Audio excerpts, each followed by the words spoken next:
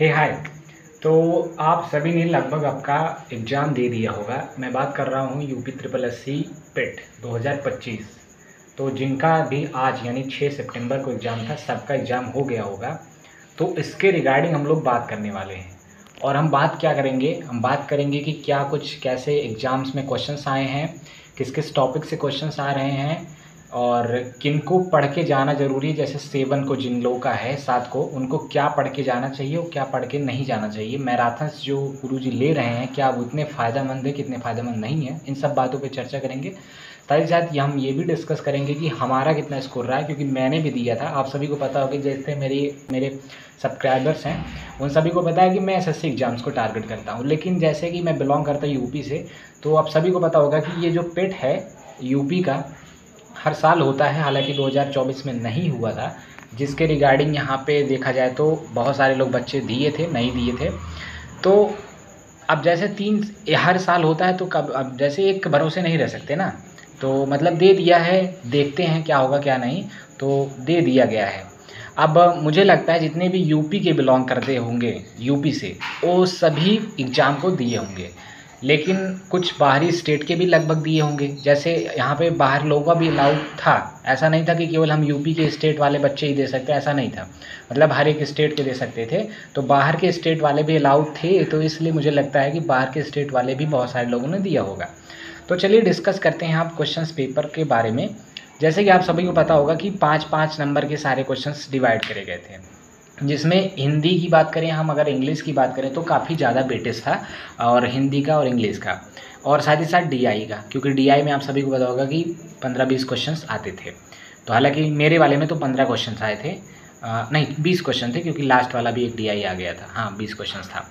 तो लास्ट वाला थोड़ा सा सिंपल था, तो मुझे डीआई कहने में थोड़ा सा वो हो रहा है, लेकिन हाँ 20 क्वेश्चन थे, ठीक है। पैसेज के 4 क्वेश्चन मैथ के, 4 पैसेज थे मैथ्स के, यानी कि 20 क्वेश्चन थे, ठीक है, इस तरीके से। तो अब मैं बात करता हूँ, शुरुआत करता हूँ रीजनिंग से। तो रीजनिंग एकदम सिंपल था, जो लोग आए थे सब लोग कर लिए होंगे। देखिए बात यहाँ पे ये है ना, पेपर का लेवल मैं बता दूँ पहले, एग्जाम रिव्यू लेने से पहले पेपर का लेवल क्या था। बहुत ज़्यादा ना टफ था। जैसे 2000 हमने 22-23 में देखा था कि 2023 वाला पेपर जो था बहुत टफ बना दिया गया था।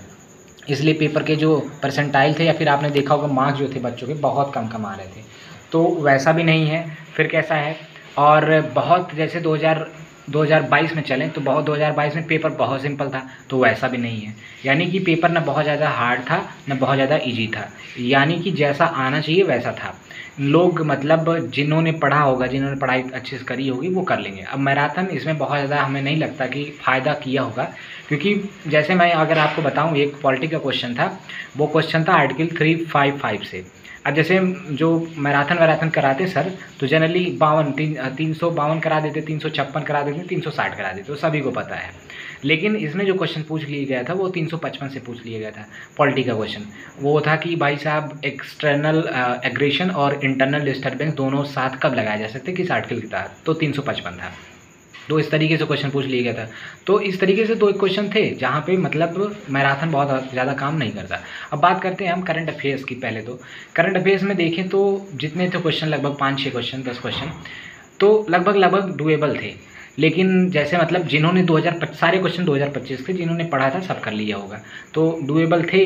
लेकिन हाँ वही क्वेश्चन है कि करंट अफेयर इतना ब्रॉड होता है कि लोग कितना पढ़ें, तो पढ़ भी लेते तो फिर भी कन्फ्यूजन होता है। जैसे मेरे केस में भी हुआ कि जैसे मैंने पढ़ा था सिंगापुर का जो था वो, कि भाई साहब किसने किनको वो सिंगापुर का वहाँ पे दिया गया, तो मैंने पढ़ा था, लेकिन फिर भी मैंने गलत कर दिया, टाटा जी को मार दिया, जबकि किसी कोई और थे। तो ये चीज़ें होती हैं, कन्फ्यूजन वहाँ पे क्रिएट होता है, लगता है कि नहीं ये होंगे, तो पढ़ा हुआ भी गलत होता है। करंट अफेयर्स के भी ऐसे मतलब 2025 के क्वेश्चन आ रहे हैं, बहुत ज़्यादा पीछे के नहीं आ रहे हैं। हाँ चंद्रयान 3 से पूछा गया था, तो वो करंट अफेयर्स फिर स्टैटिक में डाल दो, कोई बात नहीं है। ये तो रही करंट अफेयर्स की। अब बात करें, अगर हम जीएस के लास्ट में रखेंगे, क्योंकि जीएस में बहुत सेक्शंस हैं।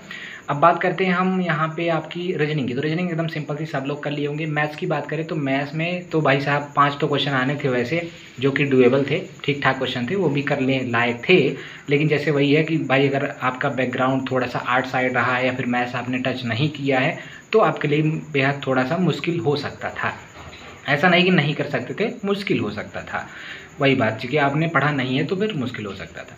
ये हो गया। दूसरी बात करें हम अगर यहाँ पे, तो भाई साहब जैसे डीआई के क्वेश्चन थे, तो डीआई में तो मैं मानूंगा कि 4 डीआई जो 4 पैसे दिए गए थे डीआई के, उसमें से 2 तो एकदम डूएबल थे, एक थोड़ा सा अच्छा था और एक जो था वो बहुत अच्छा था, मुझे लगा था। इनफैक्ट मैं बताऊं आपको तो हर एक डीआई में एक एक क्वेश्चन बहुत अच्छे थे, लेकिन एक डीआई ऐसा था जिसमें 3 क्वेश्चन बहुत अच्छे बनाए गए थे। तो हालांकि मैंने सारे डीआईज कर लिए और लगभग टाइम मिल गया था मुझे लास्ट में। तो अगर टाइम नहीं मिलता मैं नहीं कर पाता, मैं साफ बताऊँ आपको, डीआई करने के लिए टाइम आपको चाहिए होता। मेरा जो लास्ट वाला था तो टाइम मिल गया था मुझे अच्छा खासा 15-20 मिनट, तो उसमें मैं एक डीआई छोड़ दिया था 5 क्वेश्चन, तो उसको मैं बना लिया था, उसमें हो गया था। ये तो हो गई डीआई की बात। रीजनिंग की बात होगी। इंग्लिश की बात करें और हिंदी की बात करें तो इंग्लिश में क्या हुआ साथियों कि इंग्लिश में जो पैसेज आते थे वो इंग्लिश के देखें तो बहुत सिंपल क्वेश्चन थे। जैसे आपने पैसेज पढ़ा और पैसेज पढ़ते ही आप क्वेश्चन कर लेंगे, तो इंग्लिश में भी बहुत ज़्यादा दिक्कत नहीं थी, आराम से आप डुएबल था, मतलब आराम से कर सकते थे। हिंदी में 2 पैसेज आए थे और दोनों पैसेज बहुत आसान थे, दोनों पैसेज से क्वेश्चन बन जा रहे थे, सबसे बन गया होगा तो मुझे लगता है। हिंदी भी हो गई, इंग्लिश भी होगी। ग्रामर में 1-2 क्वेश्चन 5 क्वेश्चन शायद पूछा था ग्रामर का, हिंदी ग्रामर का। तो इस तरीके से ये क्वेश्चन हो गया। अब बात करते हैं जीएस पे आते हैं। जीएस में पॉलिटी सेक्शन है, आपकी हिस्ट्री सेक्शन थी और ज्योग्राफी सेक्शन थी, और इकोनॉमिक्स से मुझे नहीं लगते 2 क्वेश्चन आए थे, 1-2 क्वेश्चन शायद था, या फिर मुझे नहीं लगता है कि नहीं है, क्योंकि याद नहीं, जैसा मैं रिकॉल कर पा रहा हूँ इकोनॉमिक्स का 1 ही क्वेश्चन रहा होगा और इफेक्ट नहीं रहा था। अब बात करते हैं साइंस की। तो साइंस में अच्छे क्वेश्चन पूछे गए थे, नो डाउट, 4-5 ही क्वेश्चन पूछे गए थे साइंस के, लेकिन हाँ अच्छे क्वेश्चन पूछे गए थे साइंस के। और बात करते हैं हम पॉलिटी की। तो पॉलिटी में जैसे मैंने आपको बता दिया, एक ये वाला था आर्टिकल वाला, और एक था कि भाई साहब पॉलिटी में प्रेसिडेंट का जो होता है ना, कार्यपालिका का प्रधान, तो वो किस में था, तो आर्टिकल 53 था, तो ये हो गया था। ऐसे 2-3 क्वेश्चन थे। हाँ, तो ये चीज़ें ऐसे थी। और हिस्ट्री में भी सिंपल क्वेश्चन था, तो आप कर लेंगे। तो थोड़ा सा मॉडर्न हिस्ट्री में 2 क्वेश्चन पूछा गया था और थोड़े से प्रीवियस वाले में, एंशिएंट से भी था, मिडाइवल से 1 क्वेश्चन था। इस तरीके से हो गया। ज्योग्राफी से पूछा था क्वेश्चन कि भाई साहब भारत के पश्चिम में क्या था, तो पश्चिम में जैसे 2 कन्फ्यूजन होता, उसमें एक पूछा था कि लाल सागर भी है और अरब सागर भी है। तो अब जैसे लाल सागर भी बहुत लोग कहेंगे हाँ भाई लाल सागर भी पश्चिम में और अरब सागर भी है, और जाहिर सी बात है, तो लेकिन एग्जैक्ट इसका आंसर अरब सागर था, क्योंकि अरब सागर ही एग्जैक्टली पड़ता है, लाल सागर तो थोड़ा सा अंदर जाके पड़ता है। तो इस तरीके से आपका अरब सागर, ऐसे ही क्वेश्चन आपके ज्योग्राफी में थे, तो अच्छे क्वेश्चन थे, कर लेंगे। अब मैं सारे क्वेश्चंस का मैं बता रहा हूँ, 6 सितंबर का जो पहले शिफ्ट वाला एग्जाम हुआ है, उन सारे क्वेश्चंस का जो पीडीएफ है, पीडीएफ बना के बढ़िया से उन सब का सलूशन, मैथ्स के, रीजनिंग के, जीएस के, रीजनिंग के, सब करंट अफेयर्स के सब सलूशन, क्योंकि आंसर की अभी आएगी नहीं, आंसर की जब तक 7 तारीख वाला एग्जाम नहीं हो जाएगा तो 8-9 तक आंसर की आएगी। तो उससे पहले हम यहाँ पे आपको यानी कि आज ही बनाएंगे और कल तक आपको उस मॉर्निंग में प्रोवाइड कर देंगे, तो आप उससे आंसर मैच करवा लीजिएगा अपना।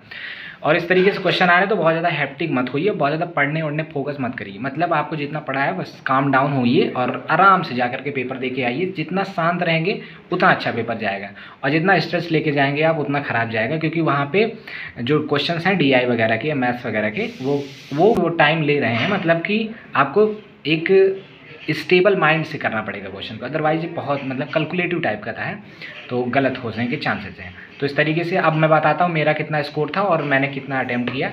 तो देखो भाई साहब, जैसा कि पता है सबको एक क्वालिफाइंग नेचर है, और इससे तो बहुत ज़्यादा नौकरी तो लगने वाली नहीं है, बस आप एग्जाम दे पाओगे दूसरा वाला भी। तो मैंने तो भाई साहब 3 क्वेश्चन छोड़े, 97 ठोक के। हालांकि जैसे मैंने अगर मैं बताऊं सही करने का, तो सही करने का तो मेरा 80-80 तो मतलब सही लगता है कर लेंगे, लेकिन अब एक्यूरेसी तो भाई साहब किसी में नहीं होती है, तो 5 और उसमें गलत हो जाएंगे। अब मैंने 20 एक्स्ट्रा मारे, उसमें देखो कितना गलत होता है कितना सही होता है, तो भाई 20 एक्स्ट्रा मारे, 80-80 क्वेश्चन तो सही मार के आए हैं। इस तरीके से इतना था। अब आपका क्या स्कोर है ज़रूर आप बताइएगा, जिससे कि हम लोग देख पाएंगे कट ऑफ पर कैसा कुछ कहर आएगा या फिर कितना जाएगा, किस तरीके से होगा। हालाँकि इसका बहुत ज़्यादा मतलब तो नहीं है, लेकिन हाँ जैसे लेखपाल वगैरह आ गया, वीडियो वगैरह आ गया, तो उसमें तो सिलेक्शन के लिए भाई साहब परसेंटाइल मैटर करेगा। तो इस तरीके से हाँ, तो जुड़े रहो भाई साहब। सीजीएल की डेट आ गई है, तो मेरा भी डेट आ गया है, उसको भी अलग वीडियो में बनाऊंगा और उस पर फोकस करते हैं, और हाँ बेधड़ पढ़ाई करते हैं। मिलते हैं नेक्स्ट वीडियो में। Thank you.